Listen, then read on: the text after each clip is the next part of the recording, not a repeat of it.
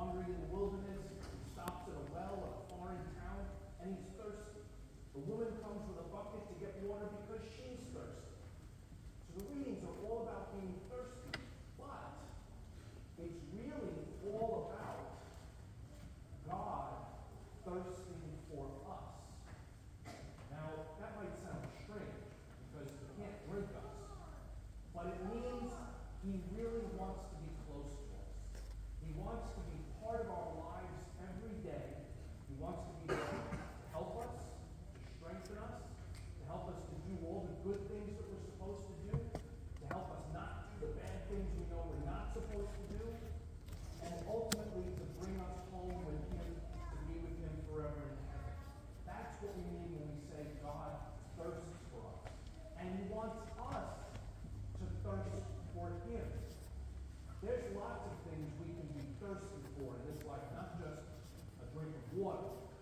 We might be hungry or thirsty to get something that we think we really want. We may be hungry or thirsty to make people think that we're really cool, even when we're just people.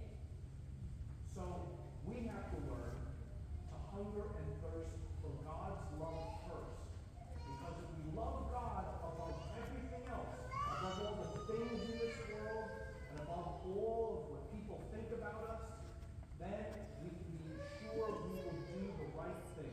We will be God's sons and daughters and treat everyone the way we should. And we will meet with God one day in heaven. All right, boys and girls.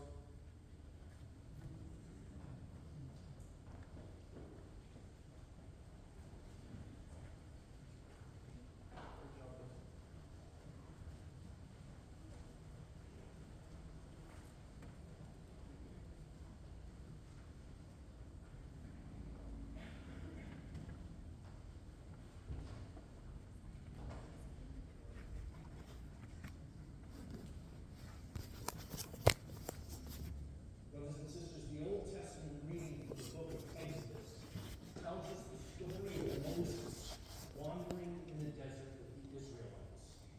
And if you remember the sequence in the scriptures, they had just gone through the whole drama of being freed from slavery in Egypt.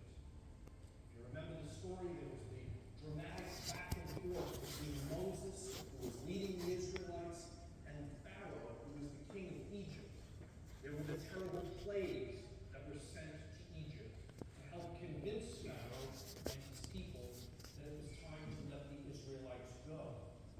And finally, there was that dramatic chariot chase where the Egyptians followed the Israelites all the way to the Red Sea, where Moses parted the sea, the Israelites passed through, and the Egyptians were wiped away. And after all of that, after all that the Israelites had witnessed about what God had done for them, God's chosen people began to forget. On the way to the promised land, they forgot so much that they began to curse Moses and even curse God. Why have you taken us out here to this wilderness to die of thirst? We were better off in Egypt.